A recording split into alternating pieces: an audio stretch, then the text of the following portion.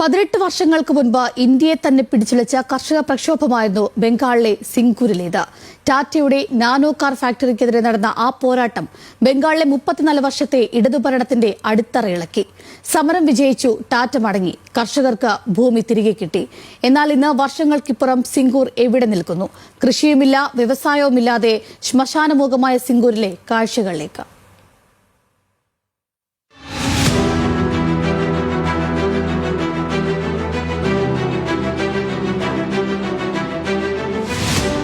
Durgapur express ഹൈവേയോട് ചേർന്ന് കിടക്കുന്ന ഈ മണ്ണിലാണ് ഒരു കാലത്ത് ബംഗാളിന്റെ രാഷ്ട്രീയ ഭൂപടം മാറ്റിമറിച്ച മുദ്രാവാക്യങ്ങൾ ഉയർന്നത്. 2006 ടാറ്റയുടെ നാനോ ഫാക്ടറിക്കായി ഇടതു സർക്കാർ ഏറ്റെടുത്ത 997 ഏക്കർ ഭൂമി.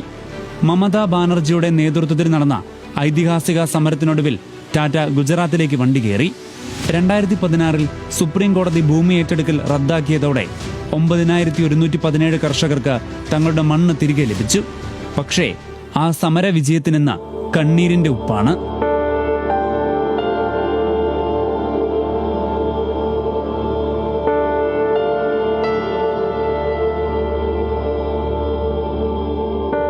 സമരവിജയ സ്മരണയ്ക്കായി മമതാ സർക്കാർ നിർമ്മിച്ച രക്തസാക്ഷി സ്മാരകം ഇന്ന് കാട് പിടിച്ചു കിടക്കുന്നു. പുനരധിവാസ പാക്കേജുകൾ പ്രഖ്യാപിക്കപ്പെട്ടെങ്കിലും പ്രായോഗികമായി സിംഗൂർ എന്നൊരു പ്രേത നഗരമാണ്. 1000-ഓളം ഏക്കർ ഭൂമി കൃഷി ചെയ്യാനാവാതെ തരിശായി കിടക്കുന്നു. കോൺക്രീറ്റ് തൂണുകളും ഫാക്ടറി അവശിഷ്ടങ്ങളും നിറഞ്ഞ മണ്ണിൽ വിത്തെറിയാൻ കർഷകർക്ക് സാധിക്കുന്നില്ല.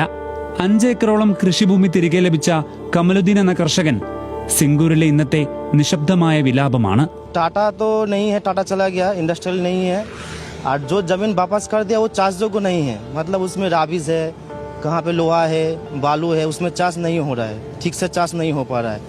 तो इंडस्ट्रियल चला गया, बहुत नुकसान हो गया. सिंगूर नुकसान हो गया, बहुत नुकसान हो गया. जब इंडस्ट्री होता तो बहुत युवा नौकरी मिलता था, अनेक आदमी को काम मिलता था, काम करना पड़ता था. अभी नहीं है, पूरा बेकार हो गया पूरा. സമരത്തെ നേരിടാൻ അന്നത്തെ ഇടതു സർക്കാർ നിർമ്മിച്ച പോലീസ് കേന്ദ്രം ഇന്നും ഇവിടെയുണ്ട്.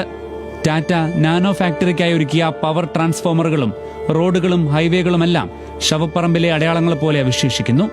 മണ്ണ് വിതച്ചാൽ പൊന്നു വിളയുന്ന കാലം പോയി. ഇന്ന് മണ്ണ് വെട്ടിവിറ്റാണ് സിംഗൂരിലെ പല കുടുംബങ്ങളും വിശപ്പടക്കുന്നത്.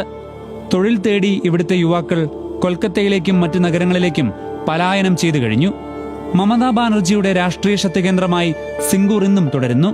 അതുകൊണ്ട് തന്നെ പലരും പരസ്യമായി പ്രതികരിക്കാൻ ഭയക്കുന്നുണ്ട്.